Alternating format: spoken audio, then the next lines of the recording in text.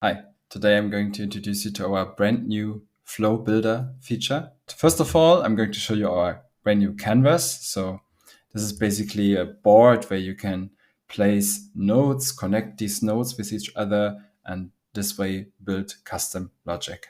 It's infinitively big, let's say, and you can move it from left to right using shift and the mouse wheel, up and down with the mouse wheel, or zoom in and zoom out using control and the mouse wheel.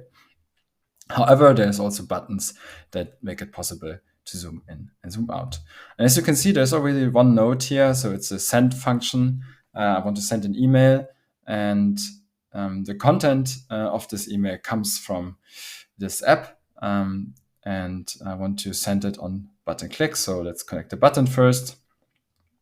And as you may know, when we enter content here into a form, we will receive an object, but this send function needs a simple string as content. So I'm using a memorizer, so you can easily drag and drop a new memorizer or any other function from the functions panel here on the left side. We may call it nodes now, functions. You will. We are not 100% sure yet, but it's both not wrong to say node or function. Okay, let's connect the content with the input of the memory node here. And what we want to do is, let's test it, test. Okay, now we see we received the result. And as I've said before, this is an object with the content. We want this to modify and extract the content value with a simple JSON data modifier here. So this is content. As you can see, it's extracted now. And what I can do now is I can, as before, basically connect the modifier with the content input of the send function.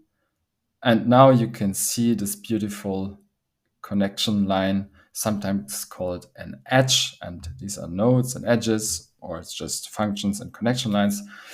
Doesn't matter that much at this point in time. However, it's really showing you how the data is flowing. And as you can see, it's really connected to the place of this node where the data is coming from. So if I would have connected this one, and I will quickly show you, even though it doesn't make sense, we have the connection here. And the hover effect, as you know from before, is also still available. All right, let's connect the modifier again. And the button is already connected. So this is also quite new that we have representations of our front-end widgets here. And if you hover them, they are also highlighted, let's say, with a little line here in the UI preview. Okay, and you can easily move this one around, and I'll show you something else. So I add another modifier here. What you will see is that even though this is now, the line goes now behind this other node, you can still slightly see it, so you never get confused. It makes it really, really easy to understand your logic once you take another look at it after some time. Okay, deleting a node you can do with the right click or with the delete icon here. So now I'm already happy and adding content. See if this works. This is new content. See, it arrives here. And with the button, I can send the email. And now there was an email sent to my inbox with the subject line and this content. Trust me on this. So once your flow is ready, and this flow is already in a good shape, I would say, you can also mark it this way and group it with this icon. And even give it a name. So send email group or whatever. And as you can see, within the group, you can move these functions, but you can't move them out of the group. And what you could do is you could also drag new nodes right into the group. This one is then already part of the group. To get it out, you have to click here again. But now I will delete this one.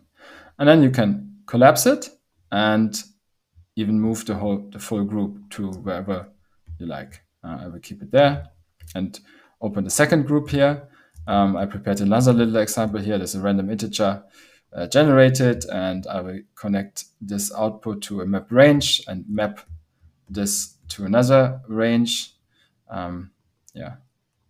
And whenever there's new input, trigger this function. So this is also still working, nothing new for you. And now you can see a 10 will be mapped to 100, a 2 to 20, and so on and so forth. So what I actually want to show you is how these sections behave once you expand another section. See, they are moving with it, so they don't crash into each other. And what you can also do is you can even take an output from here and connect it to a node within another section. And say, for example, whenever this email was sent, create a random integer and then map the range. Doesn't make a lot of sense, but this way it was just about showing you how it works. And if you collapse, the connection is not shown to make it easier on the eye and to make it easier for you to have the overview. That's it. That was already the preview of our very new flow builder. Thank you very much.